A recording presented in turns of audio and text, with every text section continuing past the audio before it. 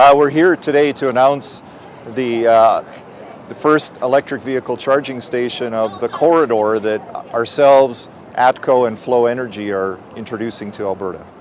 Why is it important that we establish stations like this? Well, we think it's very important as we're thinking about innovation and the changing interests and needs of our customers to introduce the opportunity for more electric vehicles, and part of that is to roll out charging station corridors in order to enable electric vehicle adoption in Alberta.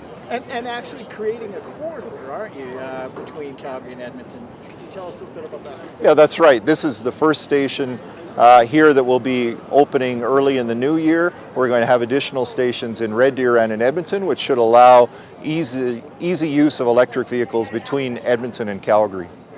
How much of a need is there for this station?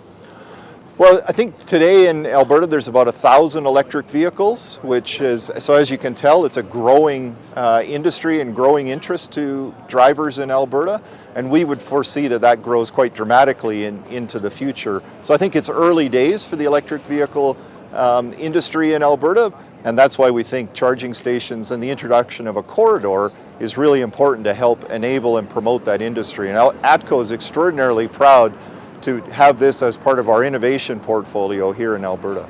Are we looking at more stations down the road? I'm sure we will see more stations down the road. We're presently looking at other opportunities in Alberta. We're looking at some opportunities in both Edmonton and Calgary, and I think we will see the growth of more stations and more electric vehicles, most importantly. Are you looking for partnerships to help too? Yeah, we're very proud of our partnership with Flow and also Canadian Tire, and of course it was backed with Natural Resources Canada. I think partnerships are very much the way of the future with much of this technology, and they help all of us play to our strengths. Here in Alberta, ATCO has a very proud heritage, and we've been able to use our innovation and our connection with customers to help forward this opportunity.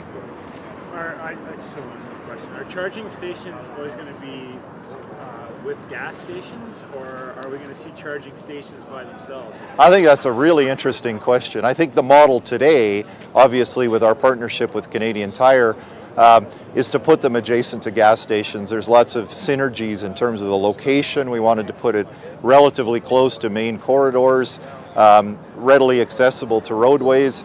In the future, I don't think we all necessarily understand how that might roll out.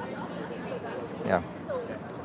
Interesting, ATCO's got a huge fleet. You've got an electric car here. What about ATCO and their move to electricity? How do you view that, and where is that moving? And do you see your whole fleet moving that way, and what's the timeline on it? I think, as we think about energy, we think about portfolios of energy and all of the different sources of energy. So yes, we have this vehicle to our right here is in fact the third electric vehicle in our fleet, so it's relatively new.